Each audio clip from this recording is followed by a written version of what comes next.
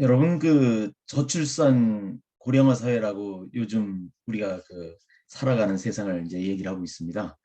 왜냐면 그만큼 이제 여러 가지 요인으로 인해서 우리 아기들이 태어나는 숫자가 너무 심하게 지금 줄어들고 있죠. 그럼 결국은 우리가 의료기술의 발달이라든가 영양의 어떤 뭐 개선이나 등등 해서 우리 수명은 계속 늘어나고 있습니다. 뭐 인생은 60부터라는 얘기도 이제 이미 지나갔다고 그래요. 인생은 70부터다 이런 말씀을 하는 분들도 계시는데요. 뭐 100세 세대라는 말을 많이 하고요. 근데 우리가 이제 건강하게 오래 사는 것까지 좋은데 문제는 우리가 아기들이 태어나지 않으면 나중에 그네들이 결국 우리 사회를 지탱하고 그 덕분에 우리는 노후 생활을 살아가게 돼 있거든요. 그럼 과연 그네들이 어떻게 그네들보다 더 많은 그런 노령화 세대를 부양해주고 지탱해줄 수 있을 것이냐. 뭐 의료라든가 여러 가지가 있지 않겠습니까? 자, 그런 걸 생각해 보면 우리가 이 저출산 대책은 굉장히 중요한데요. 사실은 이전 전 정부부터 저출산 대책은 많이 나왔었죠. 근데 이것 하나 어느 것 하나 이것이 아니라 어느 것 하나 제대로 먹힌 대책은 없지 않았나 싶습니다. 왜냐하면 그만큼 이제 세태가 바뀌면서 아기를 많이 낳아서 잘 기르겠다. 이런 어떤 그 의식도 많이 약화된 데다가요. 그리고 이제 자기 자신만을 생각하는 그런 그 어떤 가정교육부터 학교교육 등등등 또 사회 일반적인 어떤 그 보이지 않는 교육. 그러니까 뭐 아기들을 많이 내봤자 결국은 부모님들만 고생하고 또 당신들의 삶은 그렇게 유복하지 못하게 끝나는 것을 많이 보다 보니까 그런 좀 이기적인 생각도 작용하지 않았나 싶습니다.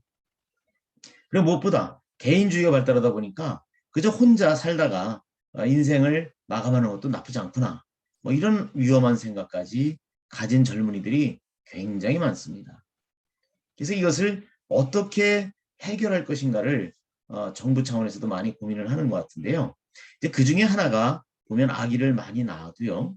그 아이들을 내가 가지고 있는 경제적인 능력과 관계없이 그 아이들을 잘 기르고 그래서 우리 사회에 여러 가지 필요한 그런 인재가 될 수 있는 그러한 길을 터준다면 많은 부분이 해결되지 않을까. 그래서 저출산 고령화 그 시대에 우리가 가장 많이 염두에 두고 투자를 할 곳이 어디냐? 바로 교육입니다. 제가 교육계에 있어서 그런 게 아니고요. 이건 틀림없는 겁니다. 우리 2세들의 교육이 잘 되었을 때 결국 우리의 남은 생도 그만큼 복된 것이 결국 보장이 되는 것이죠. 그렇지 못했을 때는 결국 우리의 앞날은 굉장히 암울할 겁니다. 뭐 어떡하겠습니까? 우리가 생을 마감하는 그 순간까지도 뭔가 재화를 창출해야 되고 안 되면 땅에다 농작물을 심어서도 먹고라도 살아야 되지 않겠습니까?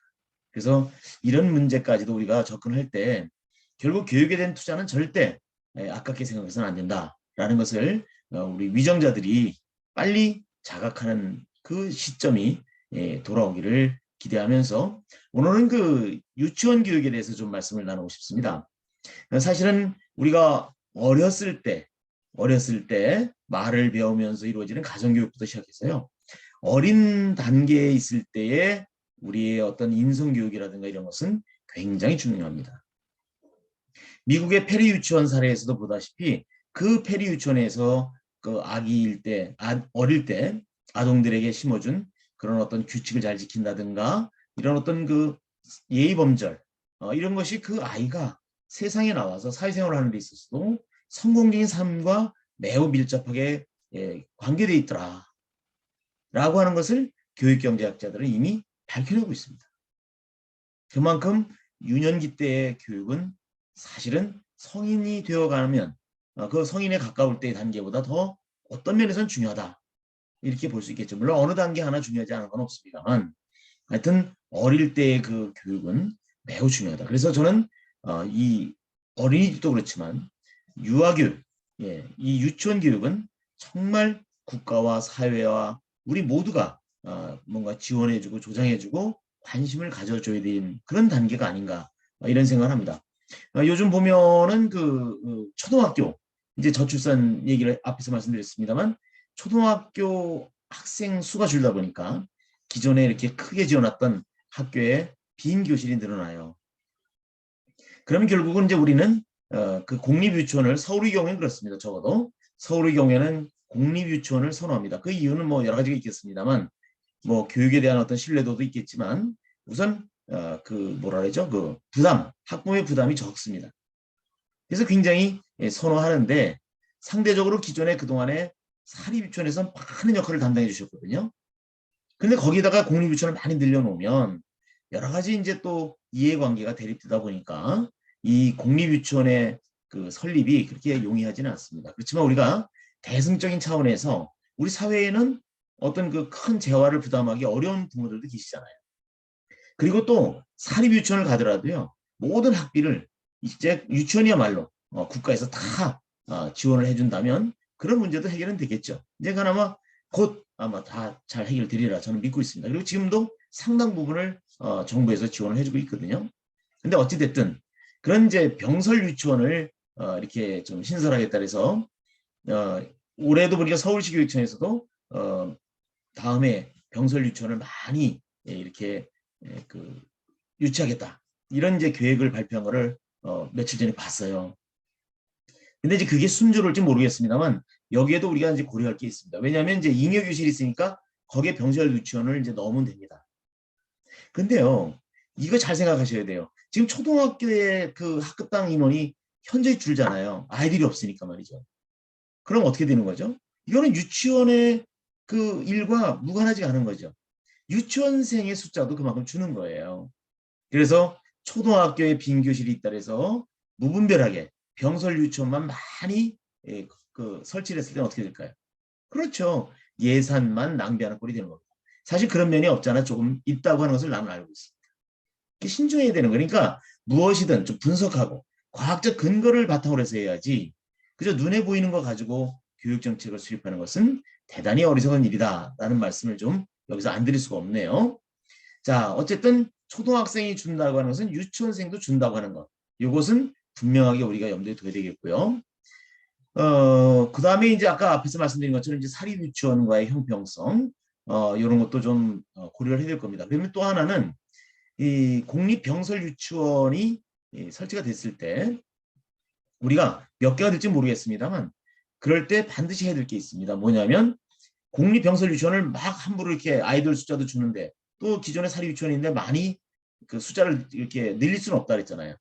그랬을 때 적정한 그 지점이랄까요? 뭐 이런 것을 연구해서 설치를 하되 반드시 해야 될 게 뭐냐면 바로 이렇게 아이들의 통학버스를 배치해 줘야 되는 겁니다.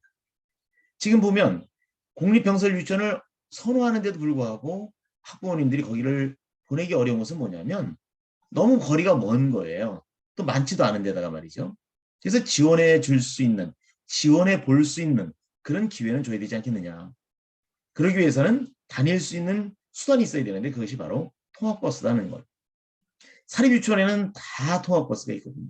예, 그래서 어디 체험 활동을 갈 때도 다 그 유치원 로고가 새겨진 예쁜 버스로 이동하고 하는데 이 공립병설 유치원은 그게 안 되니까 별도의 차를 임차해서 써야 되고 그러다 보니까 여러 가지 위험 요인도 증가하게 되는 것이죠. 예, 그런 면을 좀 고려해야 되겠다 그런 얘기 듭니다. 그래서 어쨌든 간에 학부모들은 조사를 해보면 공립 유치원을 선호하고 있는 건 틀림없습니다. 그 다음에 이제 또 하나 이제 유치원 교육에서 우리가 좀 심각하게 생각할 것이 유치원 다음에 어디에 초등학교잖아요.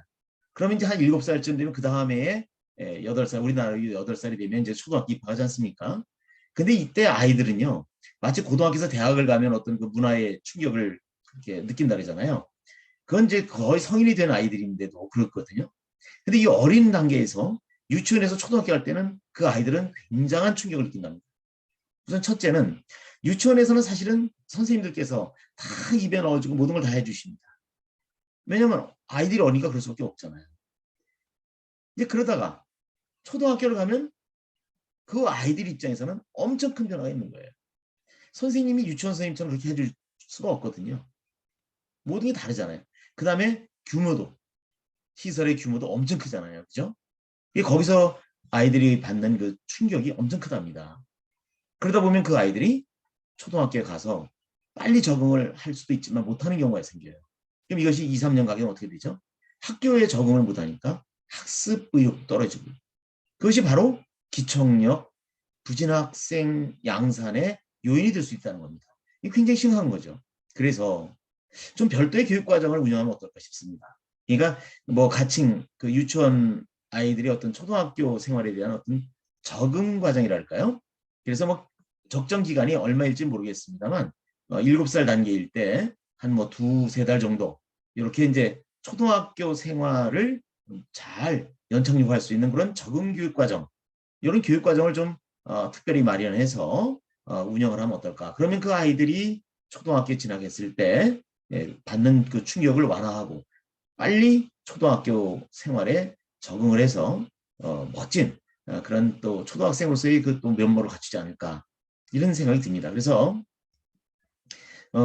우리가 아까 앞서 말씀드린 것처럼 교육이 진정한 복지라고 생각할 때 결국 어느 아이도 최소한 뭐 특출나게 잘하고 이런 걸 떠나서 그래도 중상 이상은 우리가 담당을 해줘야 된다. 공교기관에서 말이죠.